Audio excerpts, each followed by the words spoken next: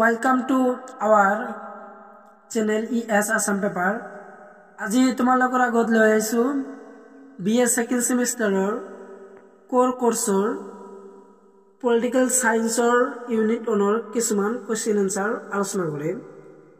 তো ইয়া আছিল তোমালোকৰ political model এই মডেলৰ পৰা তোমালোকৰ কিছুমান important 4 আৰু 10 মাৰ্কৰ question answer তোমালোকৰ আগত আলোচনা কৰিম তো question 1 হল যে তোমালোকৰ ভাৰতীয় সংবিধানৰ যিকোনো দুটা উৎস উল্লেখ কৰা তো পেজ নাম্বাৰ 8 দিয়া আছে তো কোশ্চেনটো হল যে ভাৰতীয় সংবিধানৰ যিকোনো দুটা উৎস উল্লেখ কৰা এই কোশ্চেনটো তোমালোকৰ 2 বা 4 মাৰ্ক আহিব পাৰে এই কোশ্চেনটো অতি ইম্পৰ্টেন্ট হয় কাৰণ এই কোশ্চেনটো এক্সামত আহি থাকে আৰু ফাইনাল এক্সামত বহুবাৰ আহিছে মই চাইছো এই কাৰণে অতি ইম্পৰ্টেন্ট হয় কোশ্চেনটো অতি ইম্পৰ্টেন্ট এই কোশ্চেনটো আহাৰ বহুত চান্স আছে এবাৰ তো তেৰ কাৰণে এই কোশ্চেনটো ভালকৈ পঢ়ি যাবা তো ইয়াৰ এনসাৰ দিয়া আছে যে ভাৰতীয় সংবিধানৰ দুটা উৎস উল্লেখ কৰা ভাৰতীয় সংবিধানৰ দুটা উৎস হল যে ব্ৰিটিছ সংবিধান আৰু খ দিয়া আছে দক্ষিণ আফ্ৰিকাৰ সংবিধান তো ইয়াৰ এনসাৰটো তোমালোকে চাই ল'বা কাৰণ এনসাৰ ক'বলৈ গ'লে ভিডিওটো বেছি দীঘলীয়া হ'ব ইয়াৰ কাৰণে মই তোমালোকৰ কোশ্চেন বিলাক কৈ দি আছো আৰু অলপ অলপ এনসাৰ বিলাক জাস্ট কৈ দি আছো আৰু তোমালোকে এনসাৰ খিনি স্ক্ৰিনশ্বট মাৰি ল'বা নহলে যিবিলাকৰ মডেল আছে তো সেইবিলাকে মডেলৰ পৰা তোমালোকে চাবা তো ভাৰতীয় সংবিধানত যিকোনো দুটা উৎস উল্লেখ কৰা বহুকেইটা আছে ব্ৰিটিছ সংবিধান দক্ষিণ আফ্ৰিকাৰ সংবিধান আৰু বহুকেইটা আছে তো ইয়াৰ পৰা তাৰ পৰা যিকোনো দুটা লিখলেই হল তোমালোকে যেটো পৰা আৰু মডেলত জাস্ট তোমালোকে দুটা লিখিবলৈ গৈছে এনসাৰ দুটা দি আছে তো এই দুটা পঢ়লে হল আৰু তাৰপিছত চাবা কোশ্চেন নম্বৰ 2 যে ভাৰতীয় সংবিধানৰ মূল গাঁথনি কি বুজা এই কোশ্চেনটো চাবা যিটো কাৰণে দৰকাৰী হয় কোশ্চেনটো আহি থাকে কিন্তু ইয়াৰ আগৰ কোশ্চেনটো অতি ইম্পৰ্টেন্ট হয় দেই ভাৰতীয় সংবিধানৰ যিকোনো দুটা উৎস উল্লেখ কৰা কোশ্চেনটো অতি ইম্পৰ্টেন্ট হয় তো 2 নম্বৰটো এটো চাবা যে ভাৰতীয় সংবিধানৰ মূল গাঁথনি বুলিলে কি বুজায় কোশ্চেনটো এডিশনাল হিচাপে চাব পাৰা ইয়াৰ আনসাৰ খিনি তোমালোকে চাই লোৱা স্ক্ৰিনত দি আছো তো তোমালোকে স্ক্ৰিনশ্বট মাৰি লোৱা তোমালোকে চাই লোৱা আৰু তাৰ পিছত চাবা যে মডেল পেজ নাম্বাৰ 10 ত দিয়া আছে যে কোশ্চেন নাম্বাৰ হল 8 এই কোশ্চেনটো তোমালোকে চাব পাৰা যে ভাৰতীয় সংবিধানৰ প্ৰস্তাৱনাৰ মূল নীতিসমূহ কি কি তো ইয়াত বহুকেইটা দিয়া আছে তো ইয়াৰ পৰা তোমালোকে 5টা বা 6টা পঢ়লে হল যে ভাৰতীয় সংবিধানৰ প্ৰস্তাৱনাৰ মূল নীতিসমূহ হল যে ক নম্বৰত দিয়া আছে যে সাৰ্বভৌম গণৰাজ্য আৰু খ দিয়া আছে যে স্বাধীন ভাৰত সংঘ গ দিয়া আছে যে পৃথক স্বতন্ত্ৰ শাসন ব্যৱস্থা আৰু গ দিয়া আছে যে স্বাধীন সাৰ্বভৌম ৰাষ্ট্ৰ অংগ দিয়া আছে সামাজিক অৰ্থনৈতিক আৰু ৰাজনৈতিক ন্যায়ৰ ৰক্ষণাবেক্ষণ আৰু চ বিশ্ব শান্তিৰ বৰংগনি আৰু চ সংখ্যালঘুৰ ৰক্ষণাবেক্ষণ আৰু হেকত হল যে বৰ্গিত জ নম্বৰ সাৰ্বভৌম গণৰাজ্যৰ স্বীকৃতি তাত বহুকেইটা দিয়া আছে তো এইটো চাব পাৰা এক্সামৰ কাৰণে এইটো ভালদৰে চাবা এক্সামৰ কাৰণে অতি ইম্পৰ্টেন্ট হয় তো এইটো কোশ্চেনটো চাব পাৰা তোমালোকে চাবা কোশ্চেনটো তোমালোকৰ 2 বা 4 মাৰ্কৰ আহিব পাৰে এক্সামত তো এইটো চাই লোৱা আৰু তাৰ পিছত আছে কোশ্চেন যে 11 পেজ নম্বৰ হল 11 আৰু কোশ্চেনটো হল তোমালোকৰ 11 তো 11 কোশ্চেন নম্বৰটো হল যে ভাৰতবৰ্ষ কিয় গণৰাজ্য বুলি কোৱা হয় এই কোশ্চেনটো এনসাৰ দিয়া আছে যে ভাৰত এখন গণৰাজ্য ইয়াৰ চূড়ান্ত ক্ষমতা জনগণৰ হাতত ন্যস্ত থাকে আৰু গণৰাজ্যত বংশানুক্ৰমিক ৰাষ্ট্ৰ প্ৰধানৰ ব্যৱস্থা নাথাকে ভাৰতৰ ৰাষ্ট্ৰপ্ৰধান বংশানুক্ৰমিক নহয় ভাৰতৰ ৰাষ্ট্ৰপ্ৰধান ৰাষ্ট্ৰপতিক 5 বছৰৰ বাবে নিৰ্বাচিত কৰা হয় কোশ্চেনটো তোমালোকে ইম্পৰ্টেন্ট হয় তো এই কোশ্চেনটো এডিশনাল হিচাপে চাব পাৰা কোশ্চেনটো ইম্পৰ্টেন্ট নহয় তো এইটো এডিশনাল হিচাপে তোমালোকে চাব পাৰা আৰু তাৰ পিছত আছে যে কোশ্চেন নম্বৰ 13 তো 13 দিয়া আছে যে চমটকা লিখা তো মডেলত মাত্র এটা চমটকা তোমালোকৰ দিয়া আছে তো চমটকা তো চাবা যে চমটকা তো কি আছে চমটকা লিখা যে ভাৰতৰ সংবিধানৰ খচৰা সীমিতি কোশ্চেন বিলাক আগতে পাইছা ফার্স্ট ইয়ার সেকেন্ড ইয়ারতে আছে তো অলপ চালে তোমালোকে গম পাবা যে কি দি আছে চমটকাত ভাৰতৰ সংবিধানৰ খচৰা সীমিতি আনসাৰটো তোমালোকে চাই ল'বা আনসাৰটো চাই লোৱা আৰু যিবিলাকৰ মডেল আছে তো সেইবিলাকে আস্তানে লোৱা কোশ্চেন নাম্বাৰ 13 আৰু মডেল পেজ নাম্বাৰ 11 দি আছে এই কোশ্চেনটো তোমালোকৰ এক্সাম হলে চাব পাৰা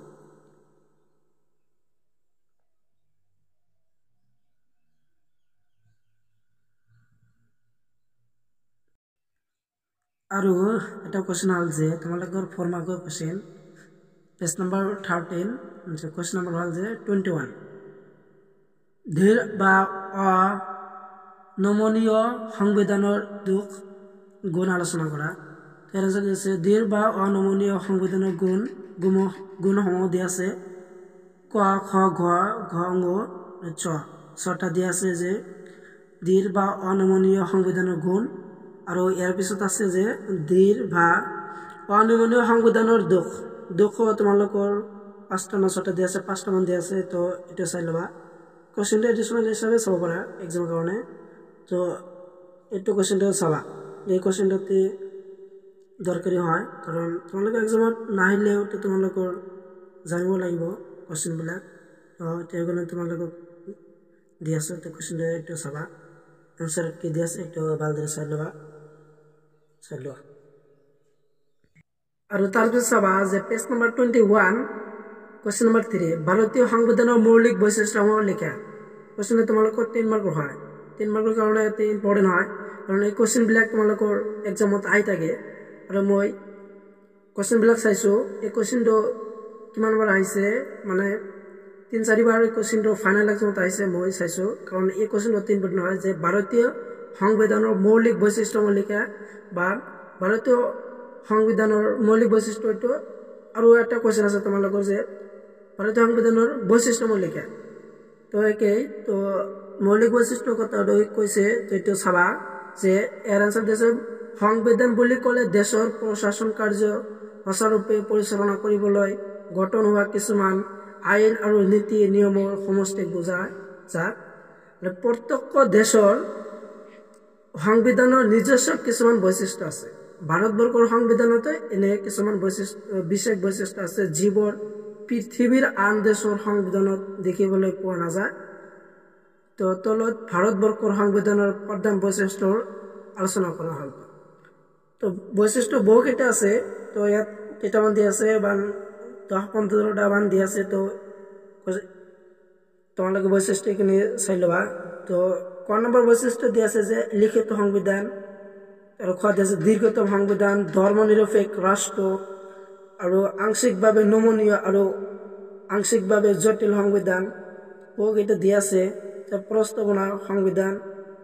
আৰু ইয়াৰ পিছত আছে আৰু তোমালোকক দেখাই আছো তো ইয়াৰ পিছৰ কিনে তোমালোকক দেখাই আছো আৰু যিবিলাক মডেল আছে তো এইবিলাকৰ পেজ নাম্বাৰ 21 আৰু কোশ্চেন নাম্বাৰ 3 10 মাৰ্কৰ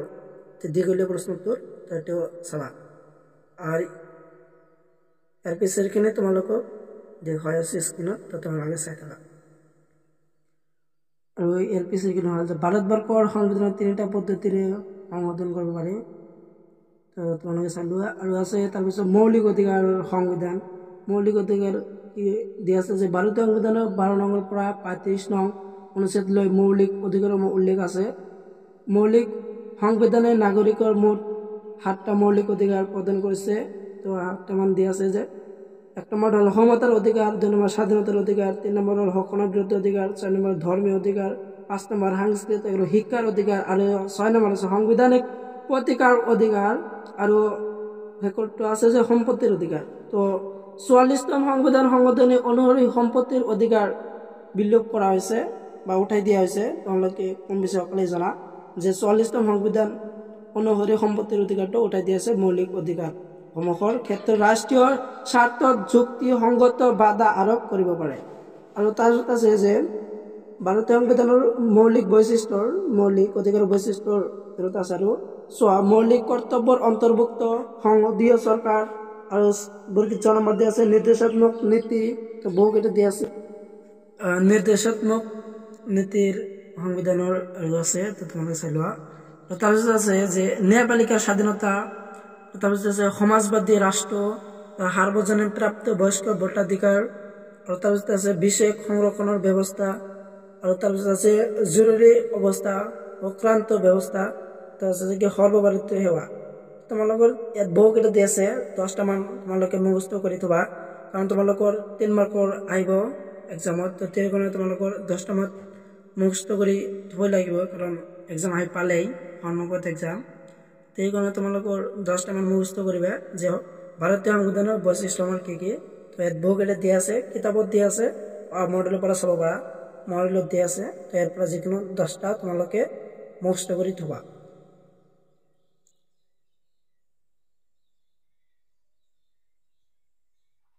তো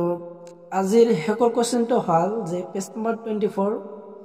কোৱেশ্চন নম্বৰ 4 যে ভাৰতীয় সংবিধানৰ উৎসসমূহৰ বিষয়ে আলোচনা কৰা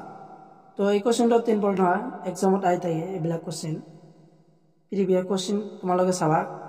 কোৱেশ্চনবিলাক অতি আহি থাকে এক্সামত অতি ইম্পৰ্টেণ্ট হয় এক্সামৰ কাৰণে তো ভাৰতীয় সংবিধানৰ উৎসসমূহৰ বিষয়ে আলোচনা কৰা তো এৰ কোৱাত দিয়া আছে যে ভাৰতীয় শাসন আইন এনসাৰ আৰু তাৰপিছত আছে যে ব্ৰিটেইনৰ শাসন ব্যৱস্থাৰ প্ৰভাৱ